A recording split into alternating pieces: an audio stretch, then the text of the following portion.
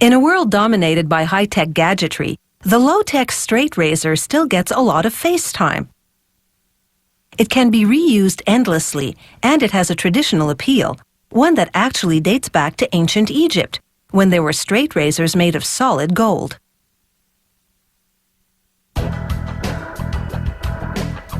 Shaving with an unguarded, super-sharp knife has always been for the tough guys. To use it, a man needs a steady hand and steely concentration.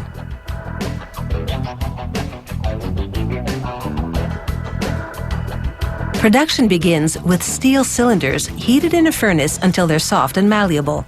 A forging hammer then pounds the cylinders into dies to shape them. A punch cutter trims the edges and cuts the shape into 2 blades. From a steel rod to a flat razor shape in just a few steps. The straight razors are then fed to another die, one at a time. A weight forces the razor into the die, a process which both improves the shape and condenses the metal to strengthen it. Next, a worker dips a rack of about 50 blades in graphite powder, followed by molten lead. The lead adds more strength to the steel. He knocks off the lead, which slides off easily because of the graphite undercoat.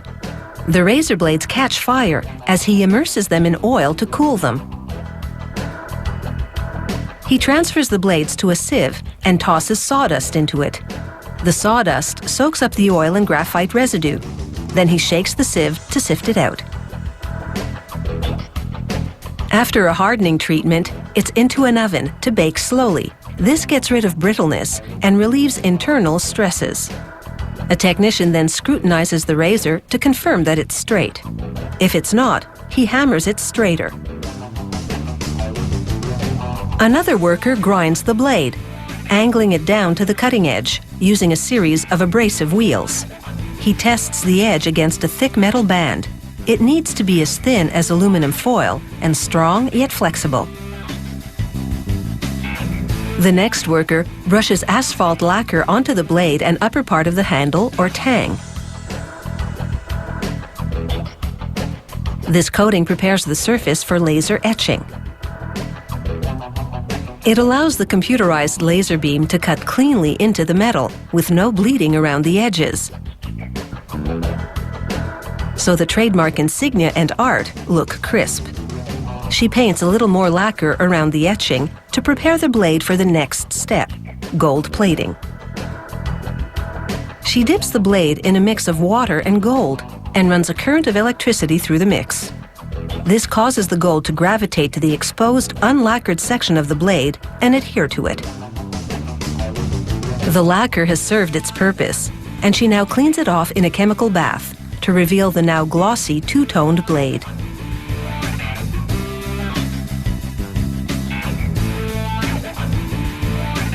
Next, she sandwiches the tang of the razor blade between the 2 plastic parts of the handle, using a long pin to hold everything together.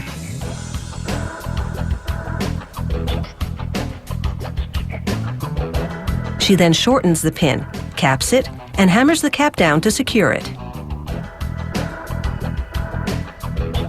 She now tests the installation.